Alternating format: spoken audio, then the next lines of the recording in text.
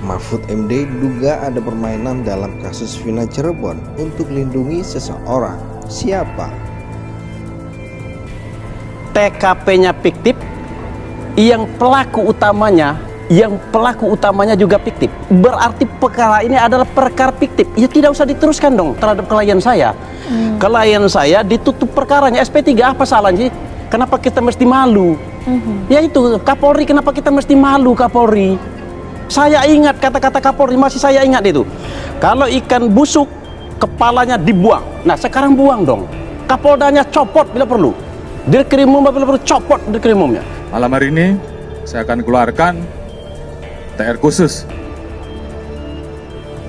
untuk memutasi, dan tentunya harapan saya proses penanganan tindak pidana terkait dengan meninggalnya ke depan akan berjalan dengan baik, dan saya yakin tim sus akan bekerja keras dan kemudian menjelaskan kepada masyarakat dan membuat terang tentang peristiwa yang terjadi.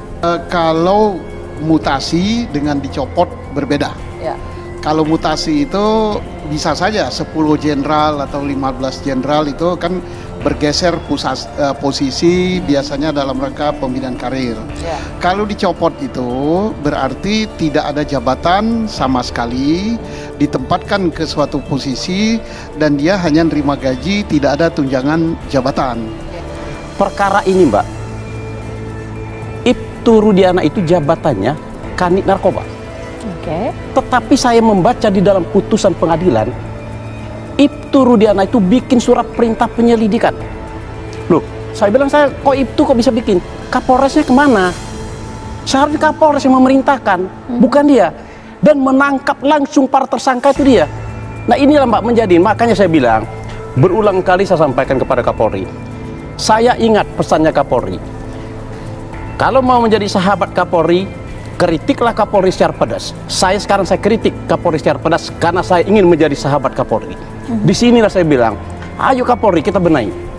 Kita benahi ini di dalam hal ini Kapolri. Jalan ceritanya banyak dipengaruhi oleh saksi-saksi yang diarahkan, berarti itu fiktif juga. Kemudian apakah betul Pak Rudiana yang bukan penyidik kriminal umum melakukan upaya-upaya paksa yang bukan tugas kewenangan dia? Kalau betul itu terjadi, maka jalan cerita yang naik ke persidangan adalah cerita fiktif. Nah, jangan heran kalau ada DPO fiktif, dan saya khawatir kalau ada tersangka fiktif yang akhirnya menjadi terpidana fiktif dan nangkap lagi tersangka fiktif lagi. Nah ini yang berhak menilai siapa? Masing-masing institusi kan punya aparat yang menilai untuk melakukan pemeriksaan, baik audit maupun eksaminasi.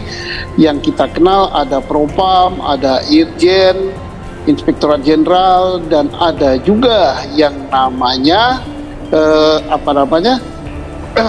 Kompolnas. Demikian juga di Kejaksaan, demikian juga di pengadilan. Juga Peggy pesan ke seluruh tim pengacaranya mengucapkan banyak terima kasih atas bantuannya. Terus juga Peggy pesan ke seluruh netizen di Indonesia, juga kepada Pak Presiden, dia mengucapkan banyak terima kasih atas dukungannya selama ini ke dia, atas semua simpatiknya pada Peggy. Peggy mengucapkan banyak terima kasih kepada seluruh rakyat Indonesia dan netizen-netizen, juga kepada PH-PH-nya Peggy, gitu aja Pak.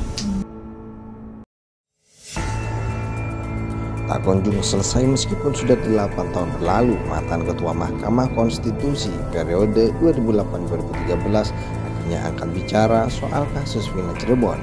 Berdasarkan penilaian mantan Menko Polhukam tersebut, penanganan kasus pembunuhan Vina dan Eki di Cirebon pada 2016 lalu tidaklah profesional. Dalam pandangannya mengenai kasus ini, yang menduga bahwa semua pemeriksaan saat ini dilakukan hanya untuk melindungi pelaku pembunuhan Vina Cirebon yang sebenarnya.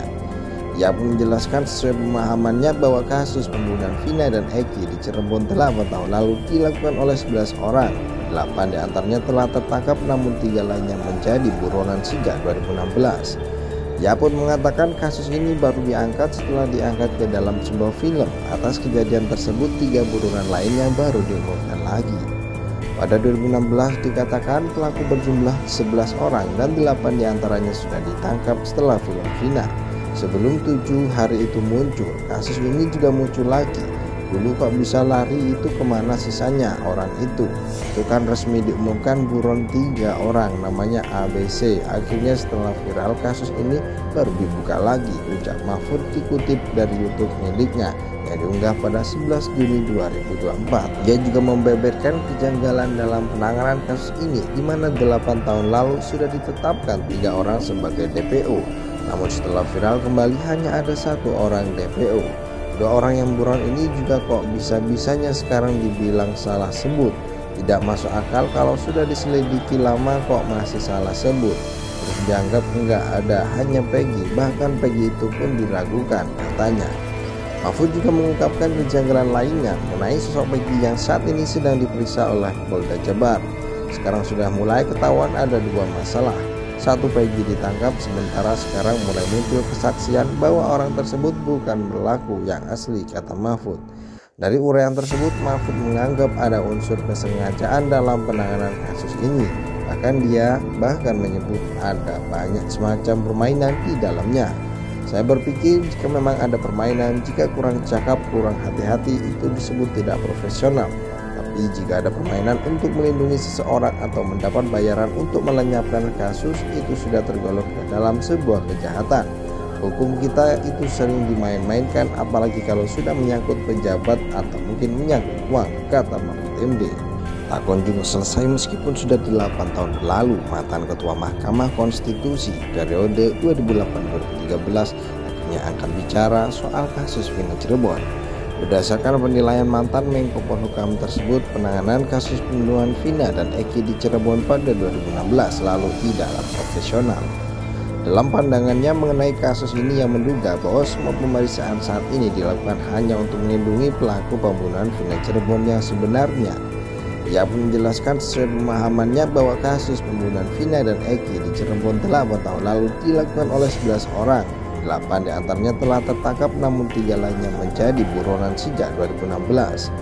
Ia pun mengatakan kasus ini baru diangkat setelah diangkat ke dalam sebuah film. Atas kejadian tersebut 3 buronan lainnya baru diumumkan lagi.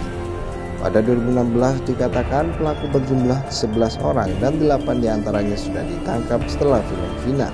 Sebelum 7 hari itu muncul, kasus ini juga muncul lagi. Dulu kok bisa lari, itu kemana sisanya orang itu?